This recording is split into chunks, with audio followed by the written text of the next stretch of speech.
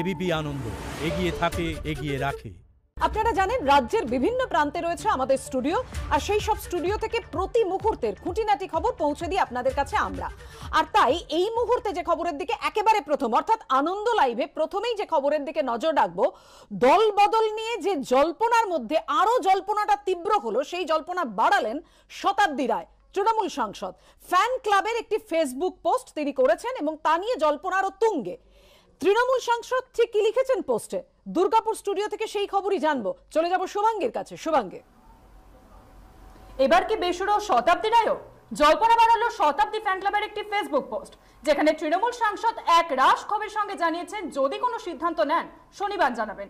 সৌগতের অবশ্য দাবি করেছেন হঠাৎ কি এমন হলো তা জানা নেই, তৃণমূলের সম্মান নেই তাই সরব হয়েছেন। শাসক দলকে কটাক্ষ বিজেপির।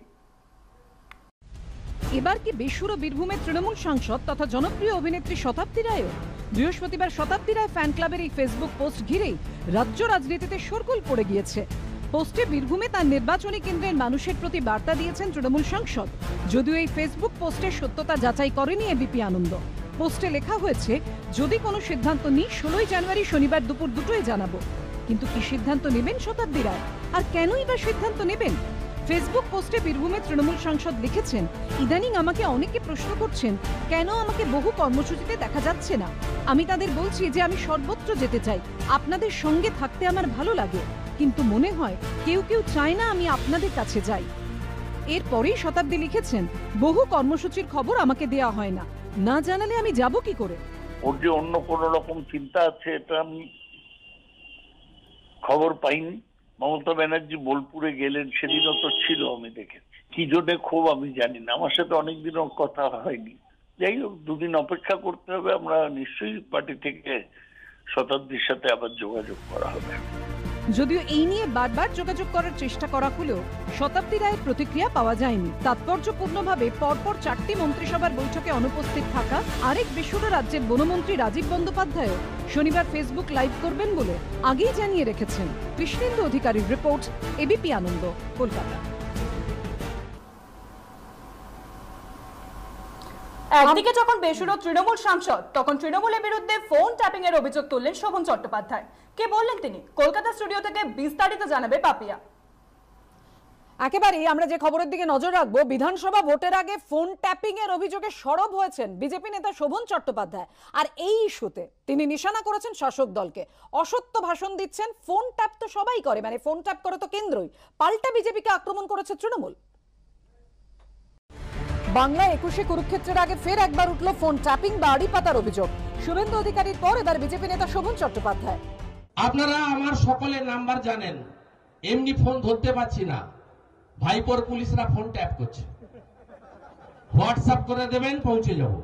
যেভাবে টেলিফোনকে সার্ভিলেন্সই বলুন, সেই জায়গায় টেলিফোনকে যেভাবে ব্যবহার করা হয়েছে, যেহেতু ওয়েবসাইটে দলের পক্ষ থেকে যে নাম্বারটি দেওয়া হয়েছে আপনারা সবাই জানেন, আমি সেই নম্বরটি সাময়িকভাবে একটা সিস্টেমে নিয়ে আসাভাবে বন্ধ করেছিলাম এবং সেটা চালু করেছি। এই নিয়ে পাল্টা কটাক্ষ করেছে তৃণমূল।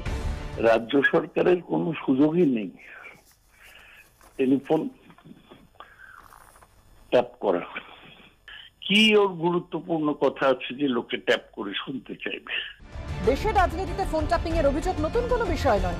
শাসক হোক বা বিরোধী, বারবার এই অভিযোগ কলুষিত করেছে রাজনীতিকে। বিরোধী নেত্রী থাকাকালীন কিংবা মুখ্যমন্ত্রী হওয়ার পর মমতা বন্দ্যোপাধ্যায়ও ফোনে আড়ি পাতার অভিযোগে সরব হন। যে কোনো মূল্যে ক্ষমতা দখলের প্রতিযোগিতা যেভাবে স্বাধীনোত্তর ভারতে রাজনীতিকে পর্যায়ক্রমে বদলে দিয়েছে, তেমনি রাজনীতির যুদ্ধকে কলুষিত করছে ফোন ট্যাপিং এর অভিযোগ। কৃষ্ণেন্দু অধিকারী, অর্ণব মুখোপাধ্যায় ও সূর্যাগ্নি রায়ের রিপোর্ট, এবিপি আনন্দ। আপনারা দেখলেন ফোন ট্যাপিং এর অভিযোগে সরব হয়েছেন শোভন চট্টোপাধ্যায়। অন্যদিকে ভাইপো ইস্যুতে তৃণমূলকেই কড়া ভাষায় জবাব দিয়েছেন দলের কাঁথির সাংসদ বাসুদেব। কি বলেছেন শিশির অধিকারী? হ্যাঁ পাপিয়া, দল আলাদা হলেও পরিবার এক, কাউকে ছেড়ে কথা বলবে না অধিকারী পরিবার। শুভেন্দু অধিকারীকে কটাক্ষ করার জন্য কুণাল ঘোষকে বার্তা দিলেন শিশির অধিকারী।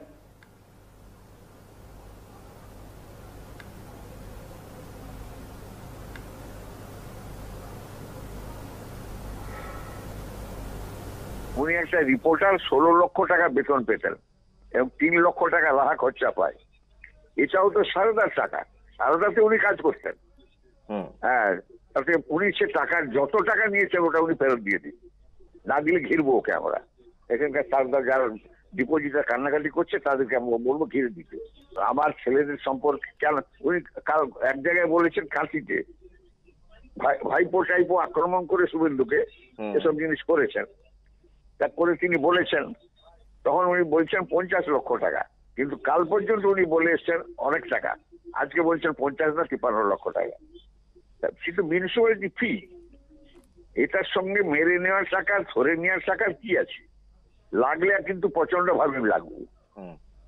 ভাবে লাগবো, কেন শুভেন্দুর রাজনীতি আলাদা, আমার রাজনীতি আলাদা, কিন্তু পরিবেশটা আমাদের এক। শুভেন্দু অন্য কারো সম্পর্কে বলছে, কিন্তু তাতে আমি ব্যতীত কি ভালো আছি সে কথা আমি বাইরে বলতে চাই না।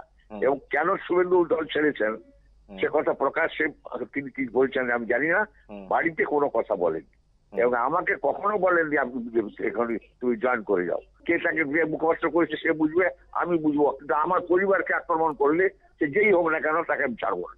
অ্যারেস্ট হওয়ার আগে আমি একবার বলেছিলাম তদন্তে সহযোগিতা করতে, যে সুদীপ্ত সেন আমাকে বলেছেন কাকে কত টাকা দিয়েছেন এবং সেখানে একটি পরিবারের নাম এসছে আমার হাতে। হয়তো আমি তো দেখিনি, আমি তাদের টাকা পয়সার গল্পের মধ্যে ছিলাম না। শুভেন্দু আমাকে মানহানির মামলার নোটিশ পাঠিয়েছিল।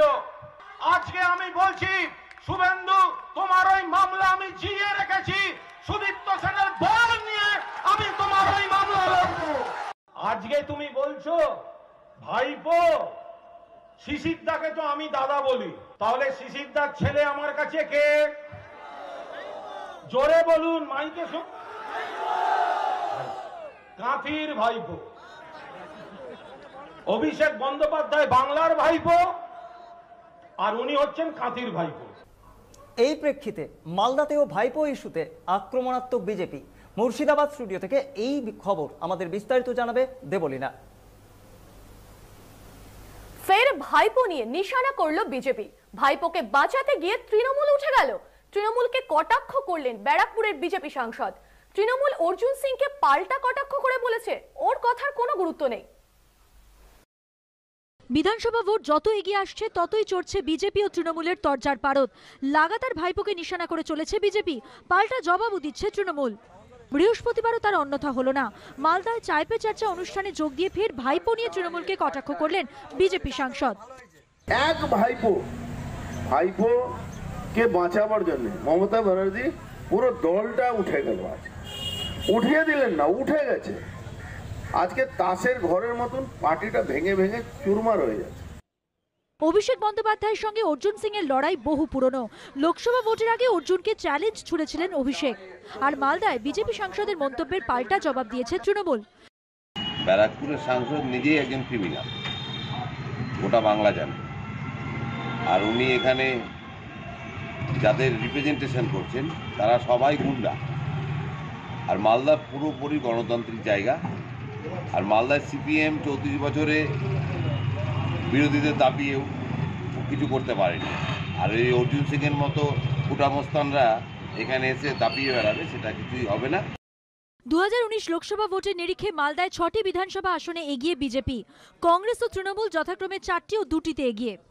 বিধানসভা ভোটের আগে তৎপরতা শুরু হয়ে গিয়েছে পুরোদমে। তার মধ্যেই শাসক বিরোধী তরজার পারদও সপ্তমে উঠছে। অভিজিৎ চৌধুরীর রিপোর্ট, এবিপি আনন্দ, মালদা। শুধু মালদাতেই নয়, জলপাইগুড়িতেও একইভাবে আক্রমণ শানালো বিজেপি। কি খবর রয়েছে জানতে চলে যাব শিলিগুড়ি স্টুডিওয় নেহার কাছে। হ্যাঁ দেবলীনা, জলপাইগুড়িতে অভিষেক বন্দ্যোপাধ্যায়কে নিশানা করলেন সায়ন্তন বসু। তৃণমূল সাংসদকে হাজী মস্তানদের সঙ্গে তুলনা করলেন রাজ্যের বিজেপির সাধারণ সম্পাদক। পাল্টা জবাব দিয়েছে তৃণমূল। আমি জানতাম ভারতবর্ষের সবথেকে বড় স্মাগলারের নাম ছিল হাজী মস্তান। হাজী মস্তানের নামটা এখন পরিবর্তন হয়ে গেছে। সেদিন দেখছিলাম যে হাজী মস্তান হচ্ছে না, এখন অভিষেক মস্তান হয়ে গেছে। অভিষেক মস্তানের নামে সব অভিযোগ এসছে। কয়লা পাচার, গরু পাচার, মাটি পাচার, বালি পাচার, চাল পাচার, গম পাচার, ডাল পাচার, কিছু বাকি নেই। এরপরে তো মানুষ পাচার এসে যাবে, সেটা আমি জানি না এখনো এসছে কিনা। দেশের সবচেয়ে বড় স্ক্যামের নায়ককে ভারতবর্ষের প্রধানমন্ত্রী। তারা বলছেন আমরা চাল চুরি করেছি, জলপাইগুড়িতে প্রথম চাল ওদের অফিস থেকে ধরা পড়েছে। তো এত বড় স্ক্যাম, 6 লক্ষ 1000 কোটি টাকার স্ক্যাম করলো, আর লোককে বলেছ তো বাংলার মানুষ আগামী দিন নির্বাচনে প্রমাণ করে দেবে কে চোর আর কে চোর না। বাগযুদ্ধের আজ কোথাও কম নয়। বসিরহাট থেকে বিজেপিকে নিশানা করলেন তৃণমূল সাংসদ নুসরাত জাহান। ব্যারাকপুর স্টুডিও থেকে সেই খবর দেবে সুচিস্মিতা। বাংলার সংস্কৃতি বোঝে না বিজেপি, ওরা করোনার চেয়েও বেশি ভয়ঙ্কর। আজ বসিরহাটে এক অনুষ্ঠানে এই ভাষাতেই বিজেপিকে আক্রমণ করলেন তৃণমূল সাংসদ নুসরাত জাহান। তার অভিযোগ বিজেপি প্রচুর টাকা ছড়াচ্ছে। এই নিয়ে পাল্টা তৃণমূল সাংসদকে আক্রমণ করলেন বিজেপির রাজ্য সভাপতি দিলীপ ঘোষ। করোনা থেকে বেশি ডেঞ্জারাস কি জানেন? বিজেপি। কারণ ওরা মনুষ্যত্বের দাম বোঝে না, ওরা বোঝে না আমাদের পরিশ্রম। তৃণমূলের তারকা সাংসদদের মধ্যে রাজনৈতিক যুদ্ধে তিনি সম্ভবত সবচেয়ে বেশি সক্রিয়। সোশ্যাল মিডিয়ায় মাঝে মধ্যে বিজেপিকে আক্রমণ করে বিতর্কে জড়ান। সম্প্রতি একটি সংবাদপত্রে প্রকাশিত প্রতিবেদনে দাবি করা হয় ডিসেম্বরে বাংলায় বেকারের সংখ্যা কমেছে, যেখানে জাতীয় স্তরে কর্মহীনের সংখ্যা বেড়েছে। এই নিয়ে প্রধানমন্ত্রীকে কটাক্ষ করে তৃণমূল সাংসদ টুইটারে বলেন, প্রধানমন্ত্রী অতি সক্রিয় নেতৃত্বের খোঁজ করছেন, দুঃখিত তা তো কোথাও নজরে পড়ছে না। এখানেই থামেননি নুসরাত। সম্প্রতি বিজেপির আইটি সেলের প্রধান তথা রাজ্য বিজেপির সহ পর্যবেক্ষক অমিত মালব্য সোশ্যাল মিডিয়ায় মুখ্যমন্ত্রীকে আক্রমণ করেন। তার জবাবে বসিরহাটের তৃণমূল সাংসদ টুইটারে লেখেন, শ্রী অমিত মালব্য, যিনি কিনা মানবিকতার নামে সমস্যাদায়ক উপাদান, মুখ্যমন্ত্রীকে তার নাম ধরে আক্রমণ করেন। তিনি কি এই তথ্য জেনে অবাক হচ্ছেন? আপনার জ্ঞাতার্থে বলে রাখি, সক্রিয় নেতৃত্ব দান কিন্তু একেই বলে। আর এবার ফের বিজেপিকে আক্রমণ করলেন তিনি। পাল্টা জবাব দিয়েছেন দিলীপ ঘোষ। জানি না ওনার করোনা হয়েছে কিনা। বিজেপি ভয়ঙ্কর, এটা নিঃসন্দেহে। ওদের মতো যারা ফ্লাইং লিডার তাদের জন্য তো বটেই, জামানত জব্দ হয়ে যাবে পরের ইলেকশন যদি ভুল করে দাঁড়িয়ে যান। কোনো ফতোয়াকে তোয়াক্কা না করে সিঁথিতে সিঁদুর পরা থেকে রথ টানা, দুর্গাপুজোয় ধুনুচি নাচ, অষ্টমীর অঞ্জলি, ঢাক বাজানো, দেবী বরণ, সিঁদুর খেলা, দীপাবলি উদযাপন করেছেন বসিরহাটের তারকা সাংসদ। সব সময় নিজের মতো করে চলতেই ভালোবাসেন নুসরাত। সমীরণ পাল ও ঋত্বিক মণ্ডলের রিপোর্ট, এবিপি আনন্দ। দুদিনের সফরে রাজ্যে উপনির্বাচন কমিশনার সুদীপ জৈন যখন আইন শৃঙ্খলা নিয়ে প্রশ্ন তুললেন এবং বললেন যে একেবারে কড়া হতে হবে পুলিশকে, তখনই পুরুলিয়ায় আক্রান্ত হলেন এক পুলিশ অফিসার। বিস্তারিত জানতে আমরা চলে যাব মেদিনীপুর স্টুডিওয় কুন্তলার কাছে। কুন্তলা, রাজ্যে ফের আক্রান্ত হলো পুলিশ। ঝালদায় বেধড়ক মারধর করা হলো এসআইকে। ভাইরাল ভিডিও ঘিরে শোরগোল। নিন্দায় সরব হয়েছেন প্রাক্তন পুলিশ কর্তারাও। একে অন্যকে দোষারোপ করতে ব্যস্ত রাজনৈতিক দলগুলি।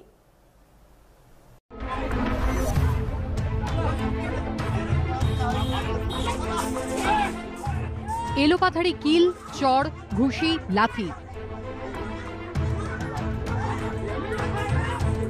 বিধানসভা ভোটের আগে পুলিশকে বেধড়ক মারধরের এই ভাইরাল ছবি ঘিরে চাঞ্চল্য ছড়িয়ে পড়েছে। স্থানীয় সূত্রে খবর, ঝালদা থানার মেশোগ্রামে একটি বাড়ি তৈরিকে কেন্দ্র করে জমি বিবাদ চলছিল। সেই বিবাদ মেটাতে কয়েকজন পুলিশ কর্মীকে নিয়ে ঘটনাস্থলে যান এসআই হেমন্ত সাহাবাবু। প্রথমে স্থানীয় বাসিন্দাদের বোঝানোর চেষ্টা করেছিলেন তিনি।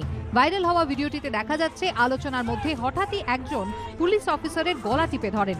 তারপরই সপাটে চড় মারা হলো এসআইকে। এরপর শুরু হয় বেধড়ক মার। কালকে একটা জমি জায়গা নিয়ে ঝামেলা চলছিল, সেই নিয়ে আমরা ঝালদা থানার সবাই গেছিলাম, সেখানে তো আমাদের উপরে হামলা। পুরুলিয়ার পুলিশ সুপার জানিয়েছেন, মেশোগ্রামে একটি জমিতে 144 ধারা জারি থাকা সত্ত্বেও সেখানে নির্মাণ কাজ চলছিল। তা বন্ধ করার জন্য ঘটনাস্থলে গেলে আক্রান্ত হন পুলিশ আধিকারিক।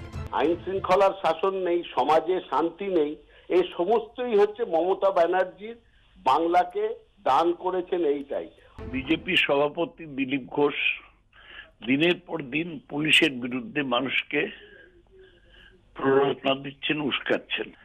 এতে মানুষ উত্তেজিত হয়ে যাচ্ছে। এসআইকে মারধরের ঘটনায় ইতিমধ্যেই কয়েকজনকে গ্রেফতার করা হয়েছে। বাকি অভিযুক্তের খোঁজে তল্লাশি চলছে বলে জানিয়েছে পুলিশ। হংসরাজ সিংহ, সন্দীপ সমাদ্দারের রিপোর্ট, এবিপি আনন্দ, পুরুলিয়া।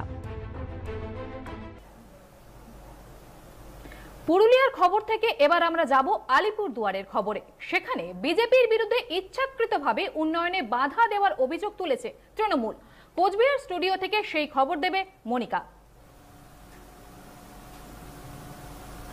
আলিপুরদুয়ারে ফের ফোর লেন তৈরির কাজ ভারতীয় কিষাণ সংঘের বাধায় আপাতত কাজ বন্ধ করতে বাধ্য হলো কর্তৃপক্ষ।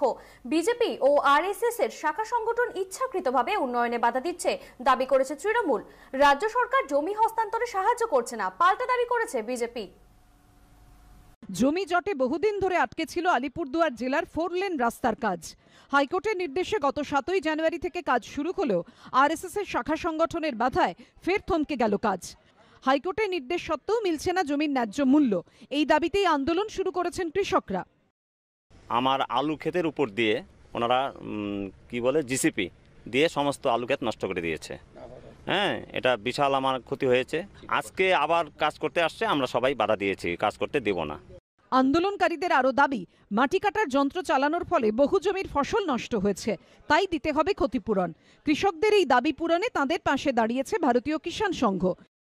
উচ্চ আদালত রায় দিয়েছেন যে কৃষককে 6 গুণ ক্ষতিপূরণ দিয়ে তারপরে জমি অধিগ্রহণ করা হয় বর্তমান ভ্যালুর উপর, কিন্তু আমরা তার পরিপ্রেক্ষিতে আমরা 1 গুণও আমরা পাচ্ছি না। এই ঘটনা ঘিরে শুরু হয়েছে তৃণমূল বিজেপি তরজা।